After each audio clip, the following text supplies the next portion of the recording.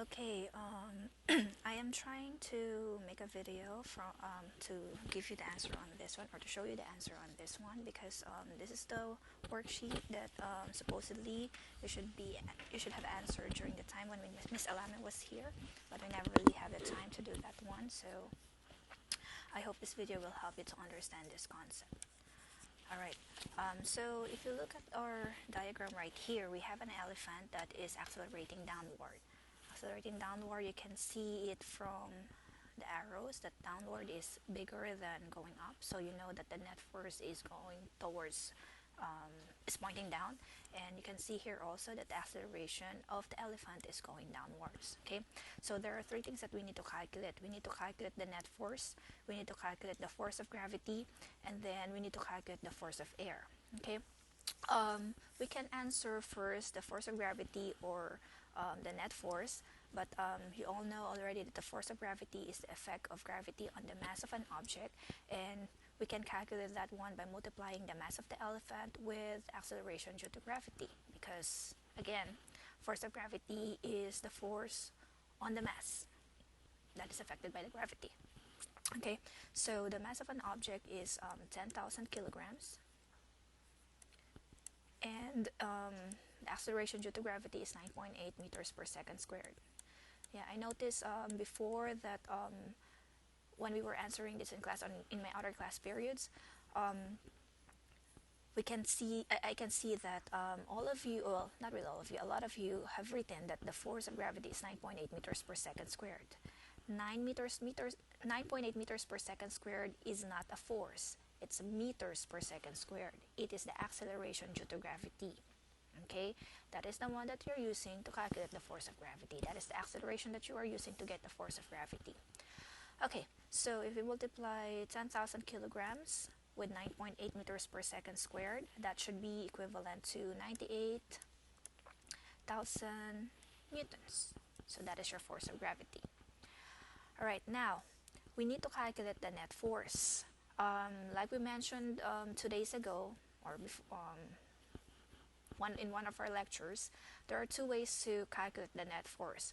One is look at the vectors, look at the direction of the vectors, look at the magnitude of the vectors, and then see if you need to add or subtract them in order to get the net force, the total force. Okay, but in this case, we only have the Fg. We do not have the F air. So it's impossible for us to use that method to calculate the net force. Okay, so another way, if you're not given all the forces acting on the body, is to use the Newton's second law, which is net force is equivalent to mass times acceleration. And this acceleration now here, do not use the 9.8 meters per second squared for the acceleration, because this net force, this is a net force. The acceleration that you need to use is the acceleration of the object itself, okay, which is given here. The acceleration of the object is 8 meters per second going down. Okay, so now this is mass times acceleration. The mass didn't change. It's 10,000 kilograms, and then the acceleration here is 8 meters per second squared. If we multiply these two, the total of the net force should be 80,000 newtons. And then again, to be more specific, we can write down the direction of our forces. So for the net force, since it's accelerating downward, it is going down. And then for the force of gravity, since it's going downward, it is going down. Okay, now we can calculate now the force of air, because we know the net force. So looking at your diagram, sometimes it's easier for you to assign on the vectors. So like a convention, we are assigning that going up is positive and going down is negative. Okay, so that for those who are getting confused by just looking at it, do we need to subtract these two, or do we need to add these two in order to get the F air? Let us assign sign to the direction. Okay, so we know that net force is the summation of the total forces. And we have two forces here. We have F air going up, so F air is positive. And then we have force of gravity going down. Right? Okay, now what we need is the F air. So in here we can just plug in the values, arrange first if you want, but it really doesn't matter. Our net force is 80,000 newtons going down. Okay, so that 80,000 based from our convention should be negative 80,000 newtons. And then F air is the one that we need to calculate. And then the force of gravity is also going downward. So we need to, oh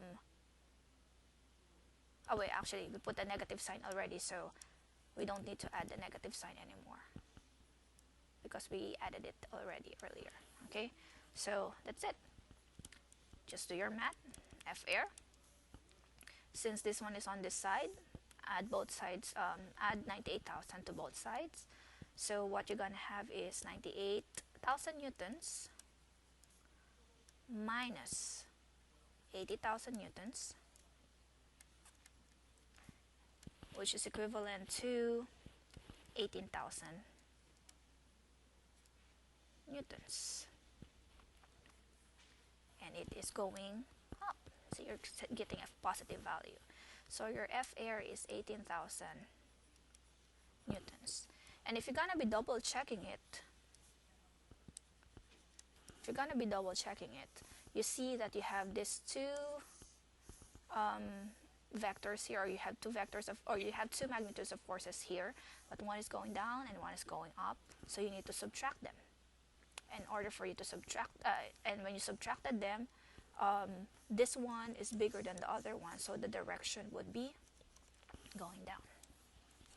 Okay, so that's for number 1.